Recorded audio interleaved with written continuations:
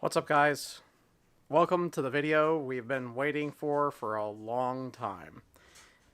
It is time to ditch the stock twins on the Aristo. Now, typically, I like to be the one to make the decision on what's going to happen with the car. However, the Aristo made the decision for us. It's been doing great. It's been tuned. It made like 300 horsepower. I'll put the clip of the dyno here.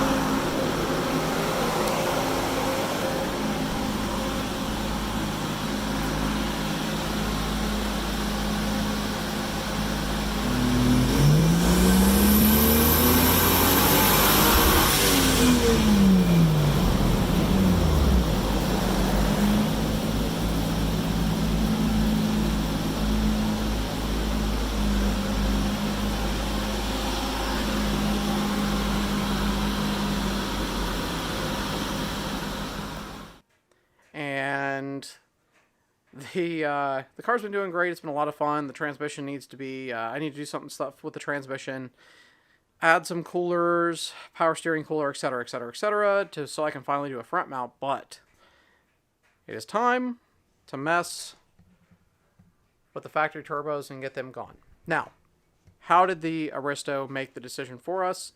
It started puking oil out of the forward turbo, and when you rev it up, it actually spits oil out the blow-off valve. So, that's that. Decision made. Now, what are we going with? This car is going to get a Garrett G35-900 with a V-band housing. We are going to put it on an Artec V-band log manifold, which is stainless, which is super nice. I added EGTs to that manifold. And we're going to be using the original tile MVR wastegate that I had on my race car for 5 or 6 years. It's been flawless. I cleaned it up like crazy. It's beautiful now. Polished the top, cleaned up everything else, and those are the main components for this. Now we're going to run a Greddy intercooler core that I got from my buddies down in Florida, Gary. He had a JZZ30 Soarer, and it had this intercooler on it, so he gave me a good deal on it, said, oh, I need some work. Well, within just a little bit of time, I had polished up the intakes again and straightened out all the fins, so let's use it. Might as well. I'm going to do custom piping. It's going to be 2 3/4 inch piping, so we're going to do that, and then vibrant lines and fittings and everything throughout, various heat shielding stuff. I'm going to do a 4-inch down pipe. Is that necessary? Absolutely not. However, we're going to recirc the wastegate, so it should help with turbulence on the exhaust. It is going to neck back down to 3-inch to go under the car, like we've been running this entire time. But yeah, I'm going to get the stock twins off. It's not fun. I've already started, just kind of taking some stuff off, but that's going to take some time. But once I have everything off, I will take you through everything that we're doing with this car, because it's going to be some really cool stuff. All right? See you in a few for you guys. All right, I'm going to keep going on these things and hopefully have them apart tonight. Maybe. Hard to say. These things can fight like crazy. What I've done is not necessarily the hardest part, so cross your fingers for me, guys. I will check back in once I get a little further. Alright, I figured you guys would want to see this crazy setup. So you can see they oppose each other. This is your primary turbo, and then that one kicks in above like 4,000 RPMs. And yeah, what a mess. You can see that when this one's shut off, the exhaust for the back comes through here and feeds just this one single turbo. That's why it lights off so fast. It's so small. But, yep, this is where we're at. Time to fight this. Alright, that's going to be it for tonight. I Got the little actuator off that controls the exhaust flow between the two turbos. A bunch of stuff is all sprayed down. Got, so I've got all of the bolts that I could get to loose across the top, and a few other things. So, yeah, these things aren't fun. Yeah, so I decided to pull the charge pipe just to see and make sure. But now you guys can really see. There is oil everywhere over here, and it's dripping out the throttle body. So, yep, a lot of stuff to clean up, and still a lot of stuff to take apart over there. Alright, got up this morning. I've been working for hours again. I feel like it doesn't look any different. Check it out, see what you guys think. These things suck. Alright, so I have a very large box of parts down here now. Got the upper water neck off, because we're going to be doing something really neat with that. All the water lines are off. The front oil feed and return, they're combined on these things. That's gone. The front brace is off. A bunch of stuff is loose. Nuts are off. Pulled a bunch of the studs along the top of the manifolds, because I'm going to try to just basically pull this thing out far enough and just lift the whole thing out, turbos and everything attached. Alright,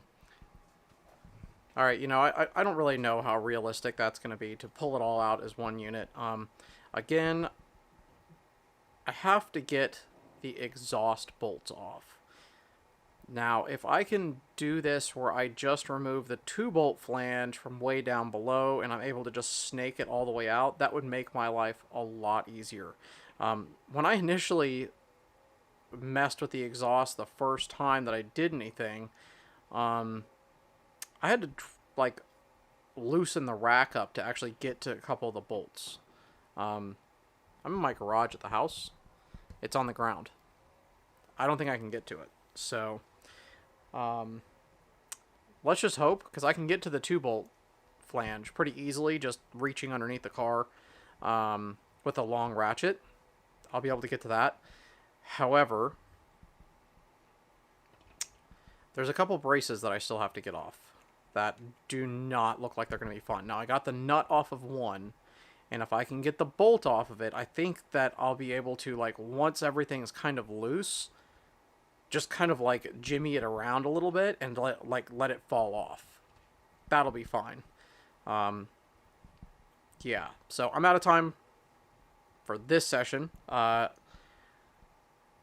pick back up here soonish. Wish me luck, guys. Alright, guys. Cheat code unlocked for the stock twins on JZ. Cheat code is pull the studs out of the forward turbo. Alright, so when I last left you guys, I was dealing with the fact that I couldn't figure out how to do all this. Now, the bottom stud pulled out of here when I was just trying to get the nut off, and it kind of made me think, what if I pull all the studs out of the turbo? Because I had everything else loose. Then it could just slide straight forward. Then I could get this piece off, and I'm kind of home free, right? Well, all the studs came out. A few of them, this one fought the most, but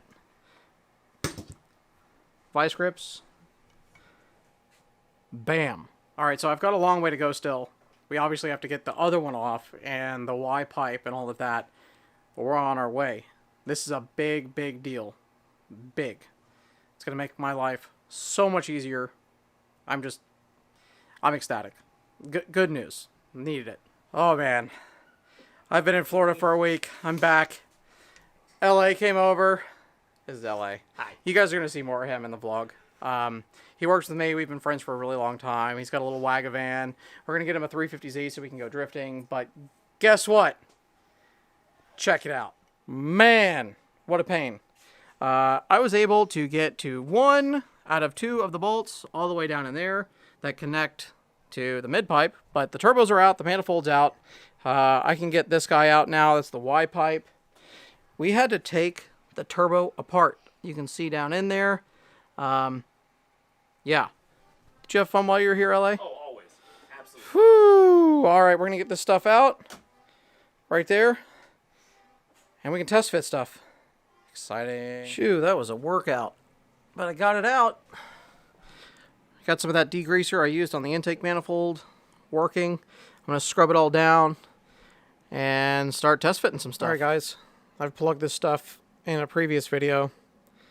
CRC Pro Strength Degreaser. This is water-based, so it's like a non-toxic deal, which is great, and it works really, really, really good. I'm not going to go super crazy with all of this. As long as it's dry, at least I can see if I have any leaks or anything like that. So things are dry, and we need to start going over some of the things that are going back in here. All right, first of all, we have an Haltech manifold. This is investment cast. It's stainless. This one, I picked this up from Drift HQ a while back. Now, I did add EGTs to this, and I have two more things to add to this for back pressure. We're going to check the back pressure on this turbo and to do some testing for work. But you can see it's got the wastegate up on top. Now, I did have to do some stuff to make that work. Let me show you that. So this right here, as I'm walking back over here, is the wastegate from the drift car. Now, I cleaned it all up. It's a tile MVR. I had to make this little like elbow kind of deal because that Haltech manifold is designed for a TurboSmart gate, and the MVR is actually more compact. I cleaned this thing up in maybe 45 minutes by just taking some polish to it and cleaning it all up. This lived a hard life on my drift car for probably 5 years. But we're going to put it back together and put it back to use on this manifold. But now the question is, what turbo for this wonderful 2J? And the answer is a Garrett.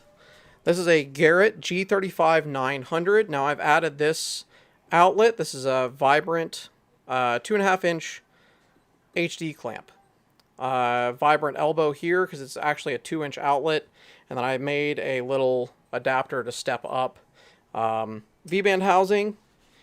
Alright, so funny story about that turbo, actually. It came off of Hertz GS300. The really sick Drift Week car from a few years ago. He upgraded when he built the motor to a G40 and a G42, depending on what he's going to be doing. I was looking to try to find a turbo for the Aristo, and I was like, hey, Hert, do you have any older GTX series turbos? Because that's what I run on the drift car. And I wanted to stick with Garrett. I've had great luck, and, you know, I'm trying to save some money now that I'm building two cars. So, looking for a used one to buy, and Hert, being the absolute amazing man that he is, said, listen, man, like, I can't sell this thing. I'm not going to be using it, so how about I just ship it to you, and you use it, put it to good use on your build. So, I mean, absolutely incredible man. I'm thankful for my friends across the country, and yeah. I was going to put a Garrett on it either way, but I didn't necessarily think I was going to be putting a G-Series on this thing. But G35-900, 1.01 V-band exhaust housing. This thing should be pretty spicy, probably full boost, 35 to 3,800, depending on, I don't know. We'll see what it does. But I'm pretty excited. Garrett's all around. This car is getting some pretty serious parts. Honestly, I think I've put more serious parts on this car and than on my drift car. Well, for now. But we'll talk about that in a different video. Yeah, so I'm going to start test fitting some stuff. I will pick the camera back up once I actually get a few things in there. I do have kind of a bougie thing that I bought forever ago for my drift car. It is a titanium stud kit for the exhaust manifold. Why? Bougie? Fancy? We're going to use it on this. My drift car doesn't really need that. And again, bigger conversation. Not in this video. So, going to get these studs put in. That's going to be that.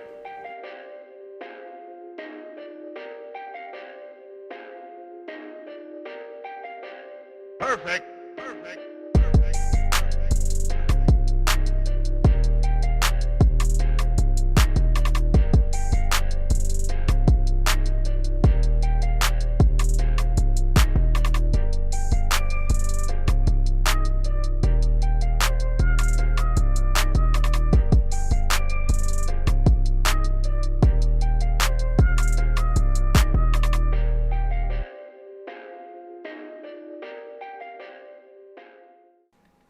All right.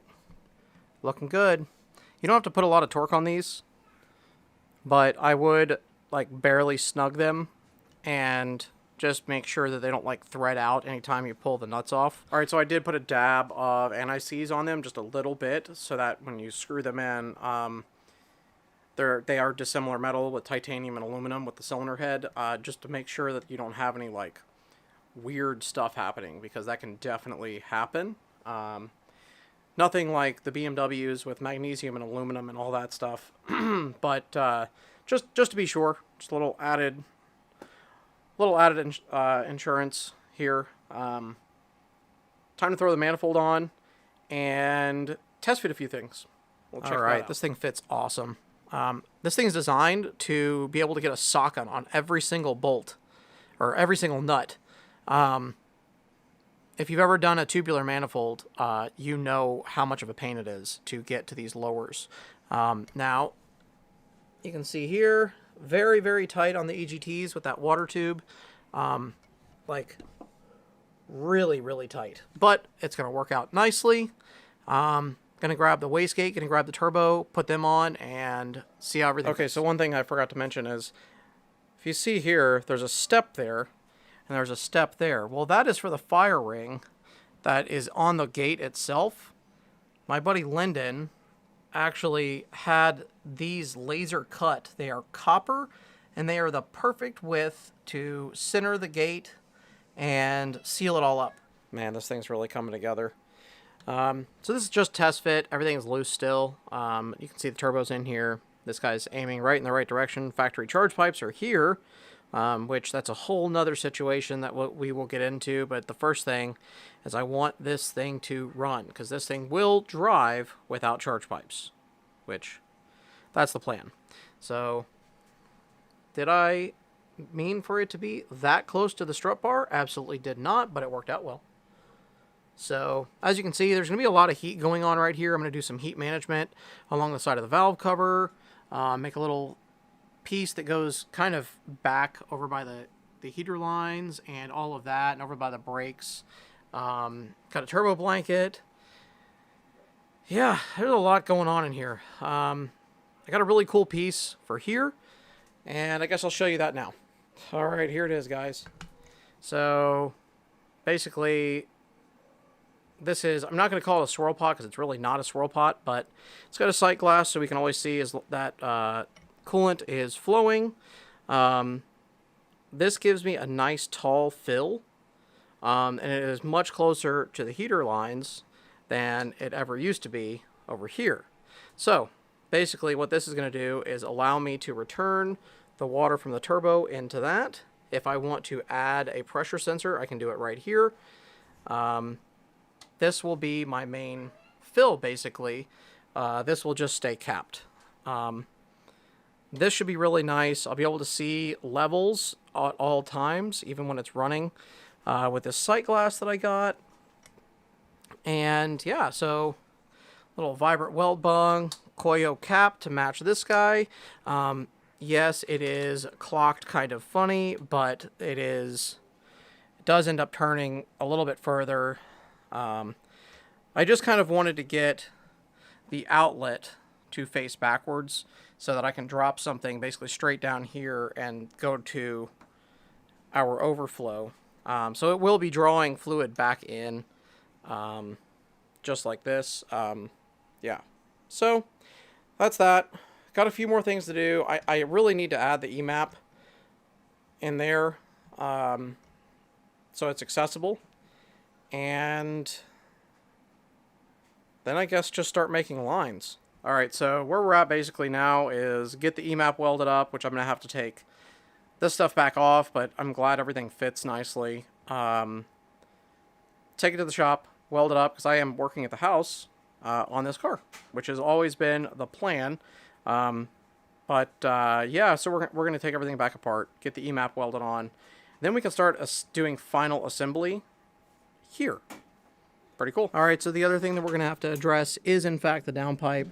I'm going to get it started to where it just aims straight down. The wastegate is going to get recirculated into the downpipe. But as of right now, it looks like as long as it bends and goes straight down, by the end of the manifold, we should be in pretty good shape. So, yeah, so I'm probably going to take the exhaust housing with the manifold so that I can just add what I need to add straight down. And now that I have an idea of what needs to happen, I can do that. And then I can finish it once the car is at the shop, after it's running and driving. So, again, not too far off, but got to keep going. All right, guys, so while I was waiting to leave, I did some housekeeping stuff. As you can see back here, let's zoom in here. So as you can see right there, that's where the rear turbo oil was fed. I blocked that off. It's an M12 by 1.5. And then this guy right here is an M12 by 1.5 to a dash 4. The next thing you have to do, that's where the drains collect together. And I got this guy from Arizona Performance, a-r-z.com. O-ringed, fully radiused, dash 10. Typically, I like to have this fitting removable, but that was the option for now. So, there's a guy, Gorky, that sells a really, really sick kit. But you have to, like, make a line. And it gets all crimped and everything with some, like, really nice line. And it uses, like, the clamshell Wiggins style. So it's quick on and off. I didn't have time for that. So I got this guy. Maybe down the road we'll use some of Gorky's stuff. Alright, guys. Back on the Aristo. I pulled the manifold, everything off. Added an EMAP, which is exhaust gas manifold pressure EMAP. Exhaust manifold pressure. Yeah. Basically what that does is measure the amount of back pressure that the manifold's seeing, because you'll see typically on a turbo that's matched correctly for the engine, it will actually stay pretty consistent with boost, which is great. There are people that will run it all the way up to like 2-to-1, which is kind of it's pushing pretty hard. Some of these factory things are probably close to that, but just right on the racket edge. Yeah, so I added that, and it's ready to be bolted on. Now, that being said, I want to talk about hoses. Check it out. Okay, so on a Mark IV, this heater hose over here faces a little bit different, and you can basically flip it over, if I remember correctly. However, that's not what we can do here, because it's too short. So what we did, I got this right here. It's a Gates, and it's going to basically go in there like this and get cut down. But that's not all. So I've been using, back when I did the radiator, this is a super radiator that's been all modified. I put factory hoses on it, which I really like the factory stuff. It fits right, but I had to cut this guy down. And I didn't realize what I had done, but on the VVTi motor that I have, I used that upper neck to build my little tank here. And this doesn't face the exact same direction. Now, will this work? This will absolutely work. It would still go on, still lines up and everything. But, as I've said with everything else, we're going to be a little bougie. Talk to the guys at Gretty. This is a hose kit for a JZX 100. Now, the JZX 100 and the VVTi model of the Aristo, which is the second gen, they have a very similar upper hose, which it basically points a little bit towards the radiator, and that's to clear what would normally be the hump for the VVTi. Now, these hoses here are made for a JZX 100. I have a feeling that these are going to go right in place of this guy, now that I'm using this. So we're going to test fit that and go from there.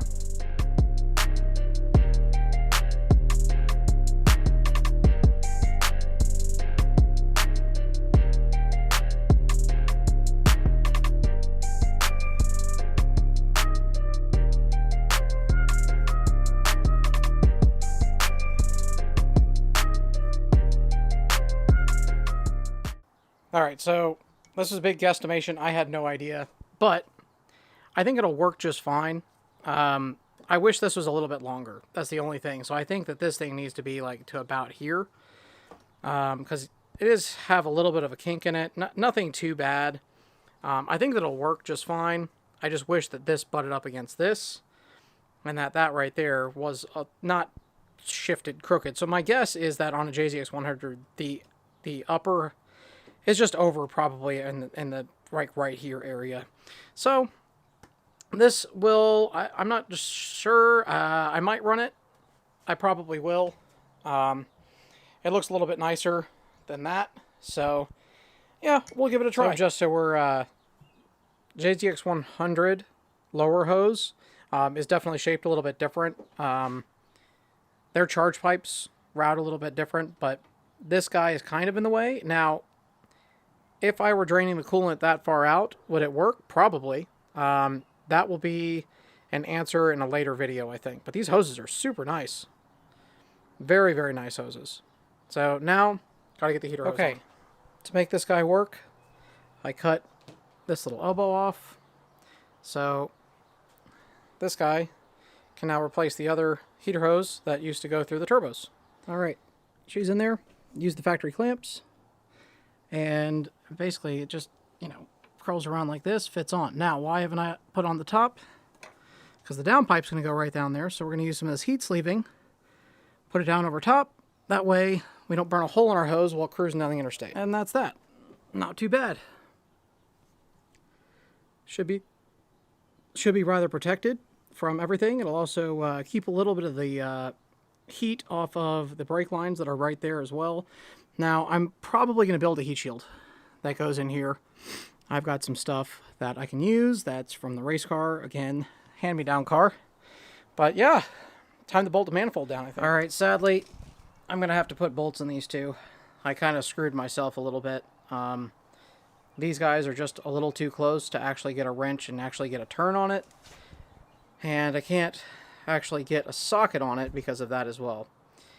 So, these two here, on my setup, are going to have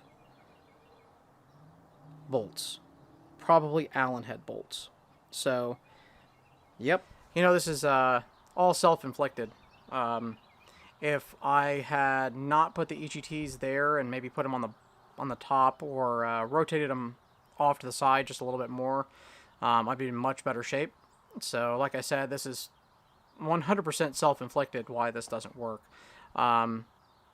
Now, it will be supported, all the rest will be studs, and on some of these super manifolds, you have to use bolts with a lot of the holes. I have to get some bolts, and then, yeah, I'll have to get back to putting this thing on once I have a couple bolts that are the right size and length. They're going to have to be, I want them to have as much thread engagement into the head as possible. Not that everything else is V-band, so the manifold should be able to stay on. Yeah. More things. Cars are fun. Alright guys, so this is what happens when you can't actually get the bolt that you need to fit in a place that was created by me. If you remember, these things don't... these EGT bungs actually limit us from what we can actually use. I typically like to have studs, but these are going to have to work. The only thing I could get here in town was a bolt, a standard bolt with a standard hex head bolt. Well, they had these nice short head socket bolts that I cut up, and I welded the two together after turning them up on the lathe.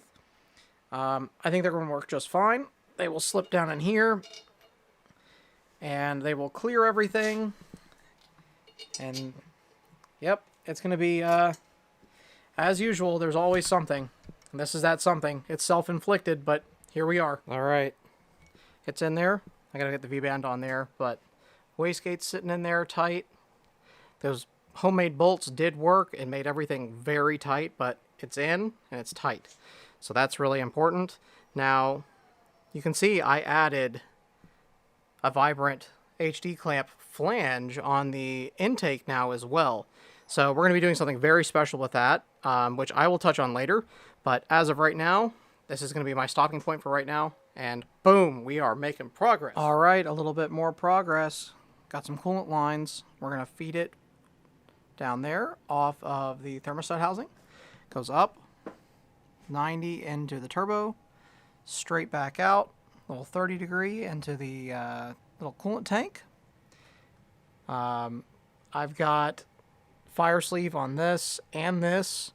That is going to be very helpful. Got our oil return, which goes straight down there to the flange that we talked about earlier. And then I've wrapped it in this DEI Fire Sleeve.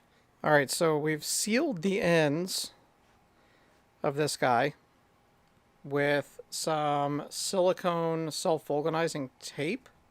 Now, there's two reasons for that. Keeping the fire sleeve in place, but also we are trying to seal the ends from any kind of like oil or coolant or anything that could possibly go down in it and be a potential fire hazard. So, got that. Oh, tape your ends before you put the fire sleeve on, because this is all fiberglass, and you'll get a bunch of fiberglass inside your lines. So, this guy's all made.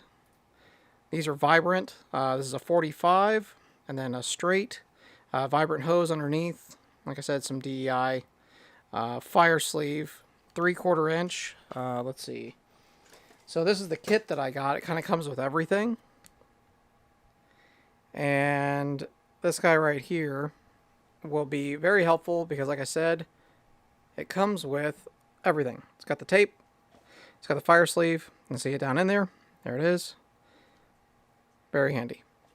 All right, so I had a little backwards progress here because I kind of forgot I needed to put this Haltech TCA8 in here and tidy up the lines. And then I made my line for the EMAP, so exhaust gas manifold back pressure sensor there. I made that little canister.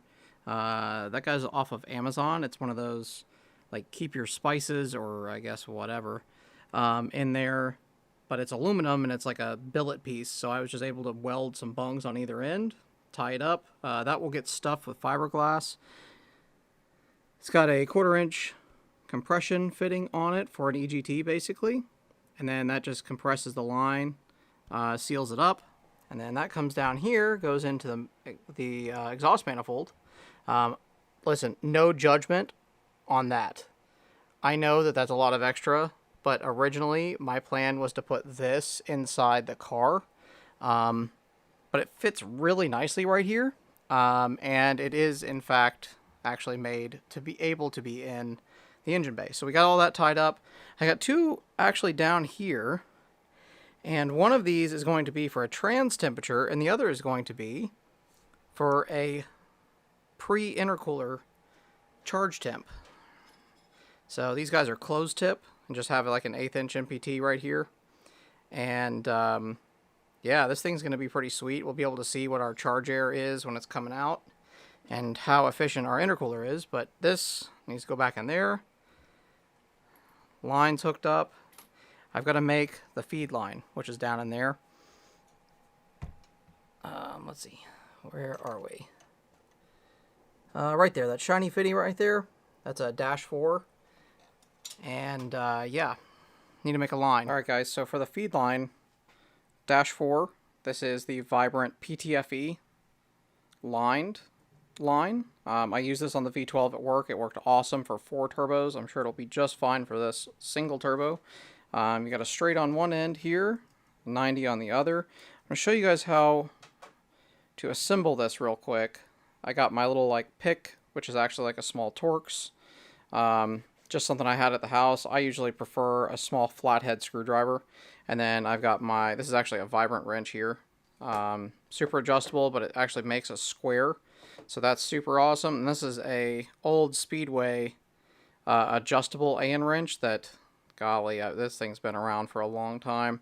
But all the anodizing was beat off of it, so I just put some fabric tape on it so you don't mar up your your pieces, but I'm going to show you my way of doing this. I'm sure there's other ways, but this is what I use.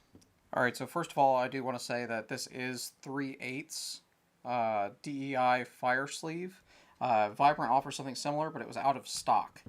I tend to try to just get everything one brand because I know that it all is compatible. Now, for this PTFE stuff, it's a little bit different than your standard AN line. You've got this, which is pretty much the same exact thing, but instead of it bottoming out, instead of your hose bottoming out, this right here will actually go on your line first. Okay? I can tell you right now, don't forget to put your heat sleeving on first. This one is going to be very tight. It is pretty much the entire length. Now, you can see this little guy right here. This is what actually, it's kind of like an EGT. It crushes down a little bit around here to apply pressure, like a clamp, like a one-time use clamp around here with the PTFE. So this guy right here ends up on here. Your PTFE liner goes in between the black and the aluminum here, and this acts like a clamp. And you can obviously disassemble them, and they actually sell new little ferrules. So next part, why do we have the pick? This is why we have the pick right here. So you have to open up this end just a little bit here so that your ferrule will fit in between the outer braiding and the inner liner. Don't have to go crazy, but you do have to, open it up just a little bit. It's braided stuff, so you got stainless and like a fiber type cloth outer. So then this guy will just go in here.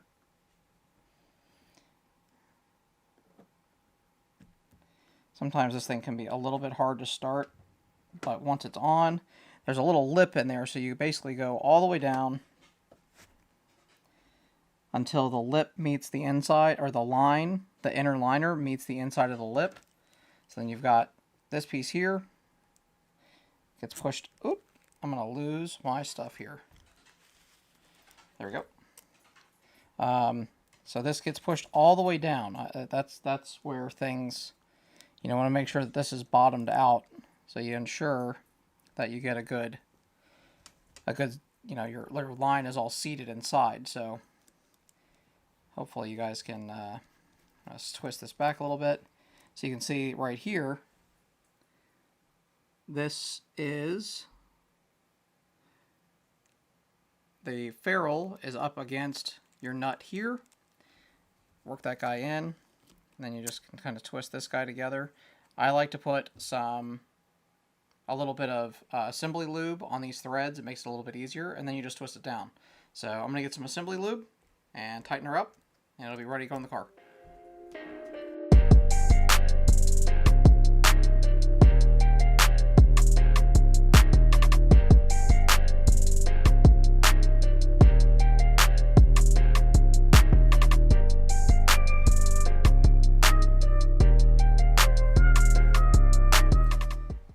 Alright, don't forget to put a little bit of the rescue tape, the silicone tape on the ends, and that line is ready to go. We're not far. Getting close, guys. I'll be honest, I didn't think that this was ever going to happen. As many times as this has been on and off and on and off, everything's tight. Got all of our clamps tight, V-band inlet, manifold to the head, everything for the wastegate. Got all our lines made, wrapped in some fire shield, fire sleeving. Got all of our lines tight for our coolant, our oil drain that's down here that you can't really see, our oil feed. Alright guys, so depending on weather, we may try to fire it up tomorrow. It's been kind of like off and on, but I guess you guys will find out soon. Bye.